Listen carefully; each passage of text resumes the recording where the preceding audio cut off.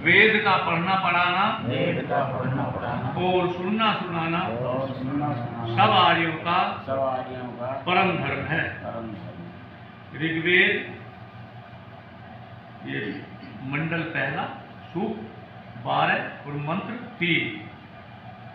मंत्र का विषय है देवों का आवाहन। ओम अग्ने देवाम इहा वह जज्जानो वृत्त बहि से असी होता न ईर्डयः। हे अग्ने, हमारी संपूर्ण अग्रगति के साधक प्रभो, यही इस जीवन में वृत्त बहि से, जिसने अपने हृदयांतरिक्ष को सब वासनाओं से वर्जित किया है, उस पवित्र हृदय पुरुष के लिए देवान सर्व दिव्य गुणों को आवह प्राप्त कराइए। वासना शून्य हृदय दिव्य गुणों के बीजों को बोने के लिए एक उर्वर क्षेत्र के रूप में तैयार किया गया है।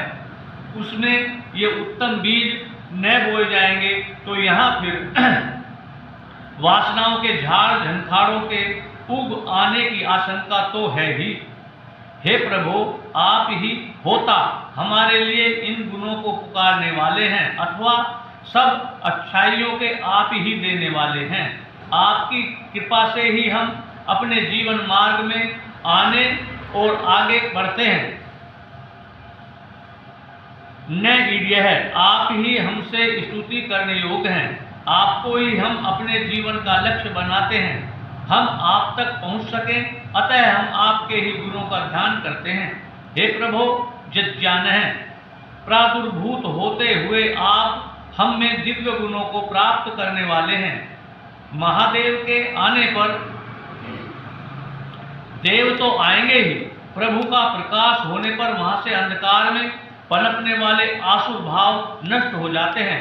महादेव की तृतीय नेत्र ज्योति से कामदेव भस्म हो जाते हैं। तो मेरे हृदय में भी महादेव के प्रकट होने पर काम का भस्म हो जाना निश्चित ही है, और तब सब दिव्य गुणों का विकास क्यों न होगा। भावार्थ, हे प्रभु, हृदयों में प्रकट होते हुए आप सब दिव्य गुणों का प्रादुर्भाव करिए। आप ही को तो हमें सब अच्छाइयों को प्राप्त कराना है। आप ही हमारे स्तुत्य हो। अगले मंत्र का विषय है विबोधन। इसमें महादेव वही दिया गया तीन नेत्र वाला नहीं, ईश्वर के नाम है, मगर वही घुसेड़ दिया होता है। तीन नेत्र का मतलब दो हमारे उनका ज्ञान आएगा परमात्मा का। महादेव को ज्ञान है वो जो ज्ञान विबोधन तो पहले से उल्लास नहीं है। ओम ताम उस्तो विबोध्य यज्ञ यासि दूत्यम देवरा सस्सी बहिषि। गत मंत्र की प्रार्थना के अनुसार प्रभु अपने भक्तों का दिव्य गुणों के साथ संबंध करते हैं। इसी बात को स्पष्ट करते हुए कहते हैं कि हे अग्ने, प्रकाश स्वरूप परमात्मन, सब देवों के अग्रणी प्रभु, पुष्टः आपकी कामना वाले तान उन हम सबको विबोध है, विशिष्ट रूप से बोध वाला कीजिए। हमारे हृदयों को आप प्रकाशित कीजिए। हे अग्नि यत, जो आप दूत्यम दूत कर्म को यासी प्राप्त होते हैं, अन्य दूत औरों के संदेश को वहन किया करते हैं, आप अपने संदेश को ही हमें प्राप्त कराते हैं। अथवा काव्य में भाषा में कह सकते हैं कि आप इन सूर्य आदि देवों के संदेश को हम तक पहुंचा रहे हैं। हमें इन सूर्य आदि देवों के साथ किस प्रकार वर्तना है, यही मानो उनका संदेश है। प्रभु इस संदेश को हमें वेद के द्वारा प्राप्त करा रहे हैं। उसे सुनकर हम अपने जीवन को अधिकाधिक उन्नत व सुखी कर सकते हैं।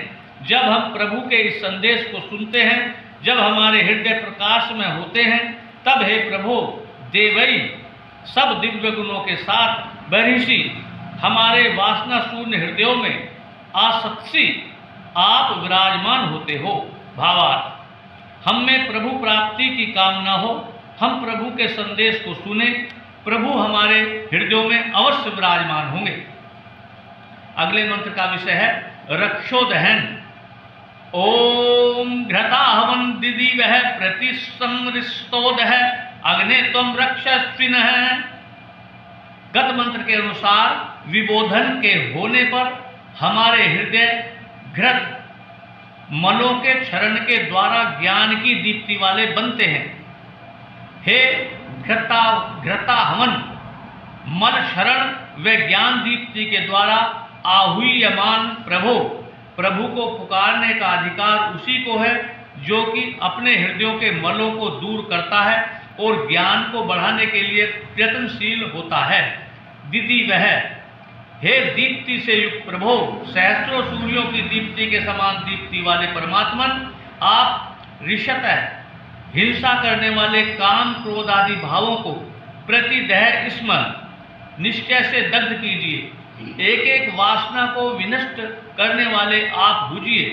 हे अग्नि, सब दोषों को दग्ध करने वाले प्रभु, तुम आप हम में विद्यमान रक्षस्विनः क्रूरता आदि राक्षसी भावनाओं को प्रतिदह दग्ध करने वाले होइए।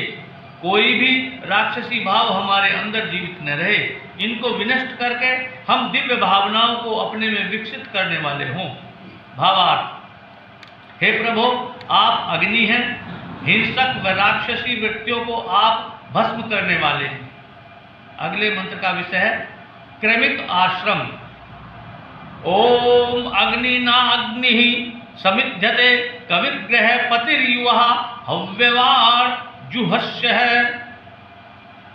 प्रस्तुत मंत्रों में अग्नि से मुख्यतया प्रभु का ग्रहण होता है। प्रभु के संपर्क में आने पर भक्त जीव भी अग्नि तुल्य बन जाता है। समाज में ये ब्रह्म के उपासक ब्राह्मण अग्नि कहलाते हैं। इन्हीं ज्ञानाग्नि से दीप्त ब्राह्मणों को आचार्य पदवी पर अधिष्ठित होकर अपने अंतःवासियों में भी ज्ञानाग्नि को दीप्त करना होता है। इसी बात को मंत्र में इस रूप में कहते हैं कि अग्निना अग्नि समिध्यते, ज्ञानाग्नि से दीप्त अग्नि नामक आचार्य से विद्यार्थी में अग्नि ज्ञानाग्नि समिध्यते दीप्त की जाती है। विद्यार्थी भी ज्ञान को प्राप्त करके अग्नि नाम से कहलाने योग्य हो जाता है। वस्तुतः जीवन के प्रथम आश्रम में यही सबसे महान कार्य है कि ज्ञानाग्नि से दीप्त आचार्य से ज्ञान को प्राप्त करके हम भी अग्नि बनने का प्रयत्न करें। अब द्वितीय आश्रम में हम कवि क्रांतदर्शी बने, वस्तुओं के वास्तविक स्वरूप को समझें, आपात्र मनीय विषयों के अंदर हम फंस न जाएं तथा व्यवहारिक संबंधों को असली मानकर कहीं हम दुखी न बन जाएं, अपितु इन संबंधों की व्यवहारिकता को समझते हुए हम गृहपति ही एक सुंदर घर का निर्माण करें। युवा हमारा प्रयत्न हो कि बुराइयों को दूर करके अच्छाइयों का वहाँ मिश्रण करने वाले बने। इस प्रकार इस उत्तम घर के निर्माण के बाद गृहस्थ के कर्तव्यों से मुक्त होकर वानप्रस्थ होते हुए हम हव्यवाट हवि के योग पदार्थों का ही वहन करने वाले बने। मनु ने लिखा है कि घर के अन्य परिच्छदों को छोड़कर अग्निहोत्रम समादाय यज्ञ संबंधी वस्तुओं को लेकर वनस्थ हो जाए। वानप्रस्थ में भी एतानेव महायज्ञान निर्वपेद विधि पूर्वकम, इन महायज्ञों को तो उसे करना ही है। सो वानप्रस्थ में इसका मुख्य कर्तव्य इन हवि के उपयुक्त कर्मों को न नष्ट होने देना है। अब संन्यस्त होते हुए यह जुह्वास्य चम्मच के तुल्य मुख वाला होता है। जैसे चम्मच यज्ञाग्नि में घृत आदि के प्रक्षेप का साधन होता है, उसी प्रकार इसका मुख प्रजारूप अग्नि में ज्ञान रूप घृत की आहुति देने वाला बनता है। एक सन्यासी यत्र तत्र विचरता हुआ प्रजा में ज्ञान का प्रसार करता है, इसी में जीवन यात्रा की पूर्ति है। भावार्थ, प्रथम आश्रम में अपने में ज्ञान को समृद्ध करते हुए हम द्वितीय आश्रम में उत्तम गृहपति बने। वानप्रस्थ बनकर यज्ञों का वहन करते हुए तुरीय आश्रम में ज्ञान का प्रसार करने वाले बने। शांति। ओम द्यौ शांति अंतरिक्षं शांति पृथ्वी शान्तिरापः शान्तिरोषधयः शान्तिः वनस्पतयः शान्तिर्विश्वे देवाः शान्तिर्ब्रह्म शान्तिः सर्वं शान्ति शान्तिरेव शांति शांति शान्तिरेधि ॐ शान्ति शान्ति शान्ति